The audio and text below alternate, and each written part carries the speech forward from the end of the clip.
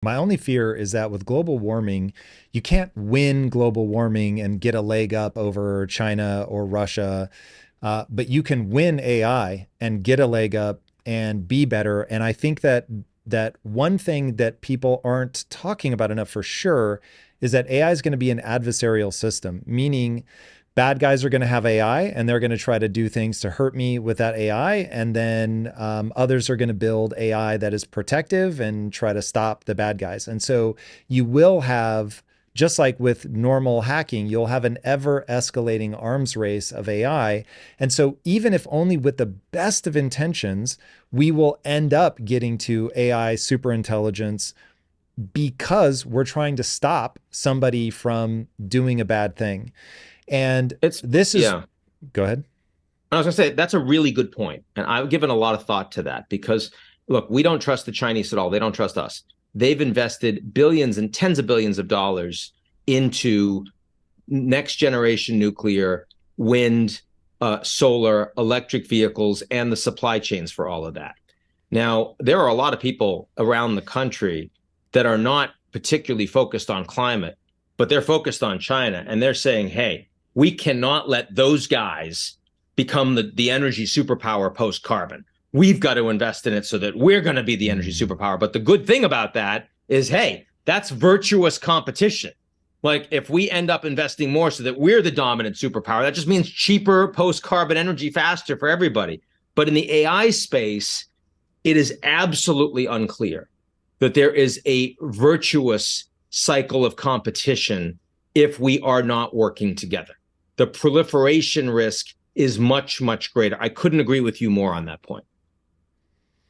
Yeah. So now the question becomes when when you look at what we get on the other side of the crisis, the cooperation, the banding together to focus on one problem, does that lead us back to globalization? So we opened this up with globalization, amazing. Create. We were lifting some ungod like 160,000 people out of poverty every day for like 9 years. I mean, it's absolutely crazy the number of people that we pulled out of poverty. But you get the Rust Belt pushback, rise of populism. It's not good for everybody, and so needing to really be honest about that. But in this world, let's say that we get the right crisis. What are we steering towards? Is it reglobalization or is it what I'm calling thoughtful deglobalization? I think we are trying to move back towards globalization, but thoughtful globalization, where you are using the resources you have to more effectively take care of the people that are left behind, that you are constantly retooling your institutions and reforming them because the technologies are changing that fast. And that's something governments by themselves won't be able to do. Again, they'll have to do in concert with these new technology companies, or governments will have to change what they are. They'll have to integrate technology companies into them. And that Mm. scares you. That's more of an authoritarian model, frankly. But I do think that one of the reasons you've steered me a couple times now in a direction that historically I'd be very easily steered, which is to talk about US versus China. And I've resisted it. And the reason I've resisted it, even though US China is in a horrible place right now and the relationship is getting worse, it's not getting better. But I think it is more likely within 3, 5 years that AI companies, cutting edge, in all sorts of fields will actually be all over the world.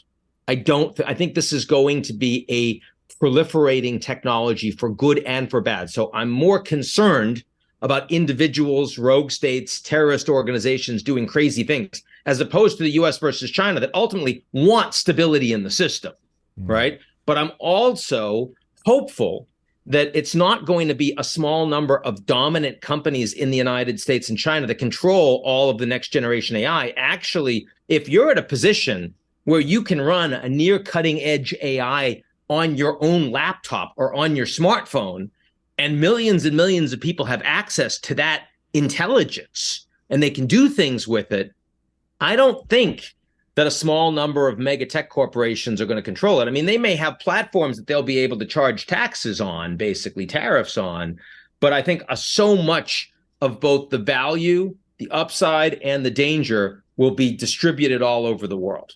And that's, again, very different than the way we think about geopolitics today. So I don't think the US, I don't, on the AI front, I don't think the US China fight is the principal concern to worry about in the next 5 to 10 years. Ooh, okay. Well, so this is very interesting. One of the things that you talked about in the book is that when Russia invaded the Ukraine, one of the things that they did to try to appease the West and keep them calm was like, hey, we know you're really worried about hackers. We're going to Yep. go round them up, arrest them.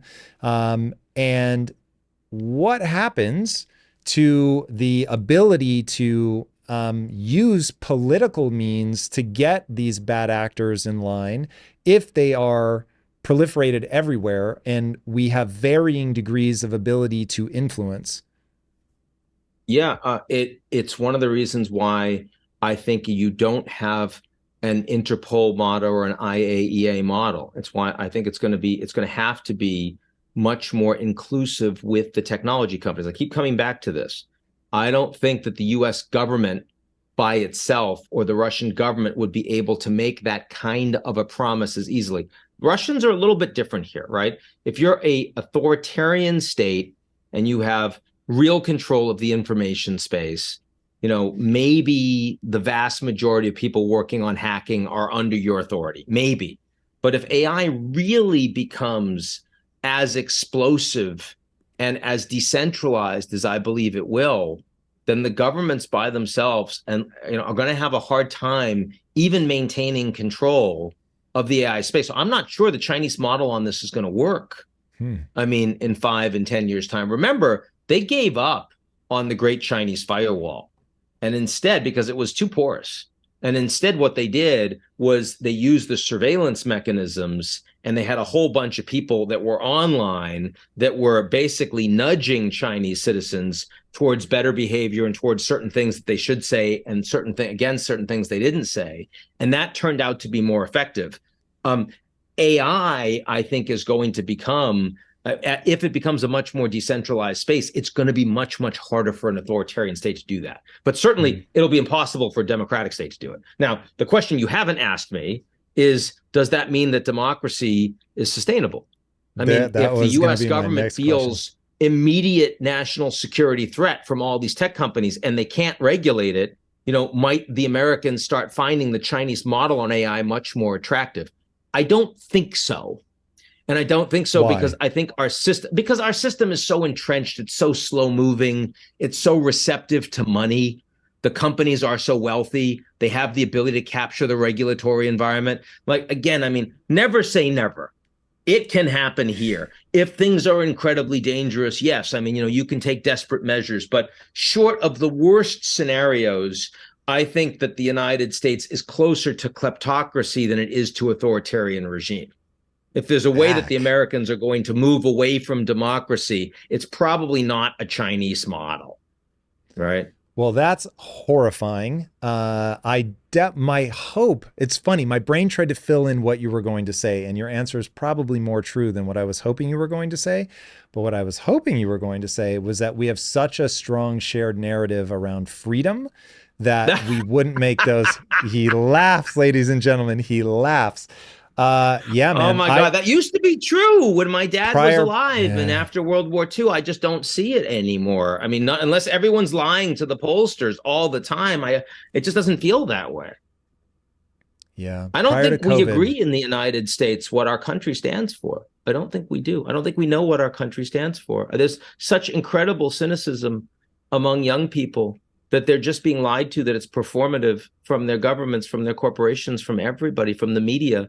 And some of it, some of it is very understandable.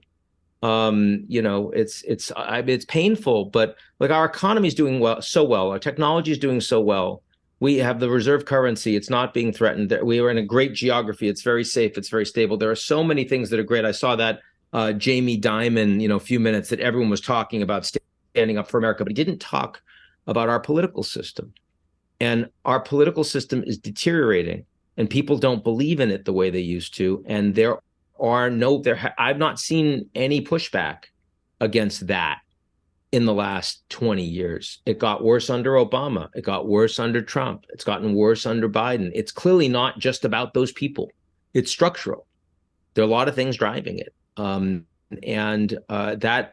I don't see I mean, God forbid, if we had a 9/11 right now, I mean, I was in New York at 9/11. I saw the second tower go down.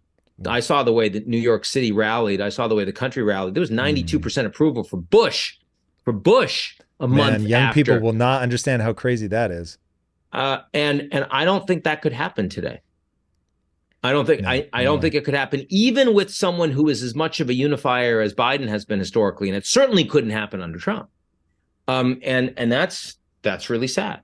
If you like that clip, check out another powerful clip right here, and I'll see you there.